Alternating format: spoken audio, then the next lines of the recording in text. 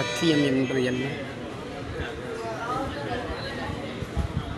உண்மையாக பேச வேண்டும், உண்மையாக நடக்க வேண்டும். பொதுவாக சொல்கிறோம், என்ன சொல்கிறோம்? கெட்ட பழக்கம், போதைப்பொருள் அப்படிங்கிறது.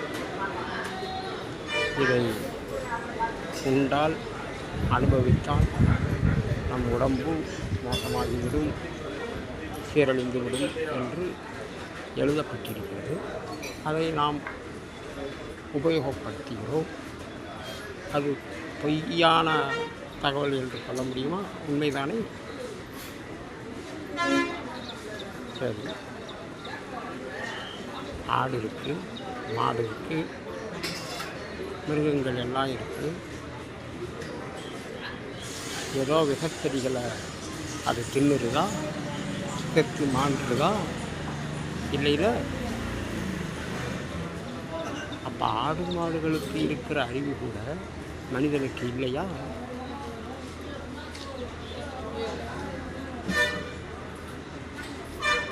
இதை ஏன் நான் சொல்கிறேன் அப்படின்னா, நாம் கொஞ்சம் புரிஞ்சுக்கிறணும், மனிதர்கள் புரிந்து கொள்ள வேண்டும்.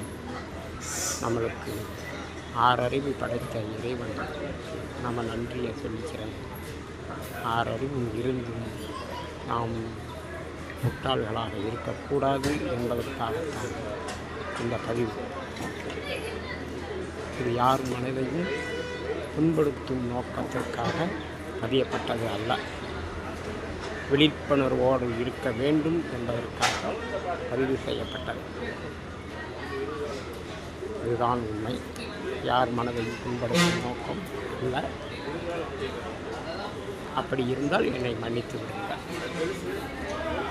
அது மட்டுமல்ல, நாம் இப்படி சிந்தித்து செயல்படுத்தினோம் என்றால் மக்கள் விழிப்புணர்வோடும் எல்லாம் நன்மையும் கிடைக்கும் என்பது என் நம்பிக்கை. ஓம் நம சிவாய, சிவாய நமக, சிவாய நமக என்று சிந்திப்போருக்கு ஒருபோதும் அபாயம் இல்லை. ஆன்மீகம் என்பது, அறிவு என்பதும் நாம் சிந்திக்கக்கூடியதற்காகத்தான். நன்றி, வணக்கம்.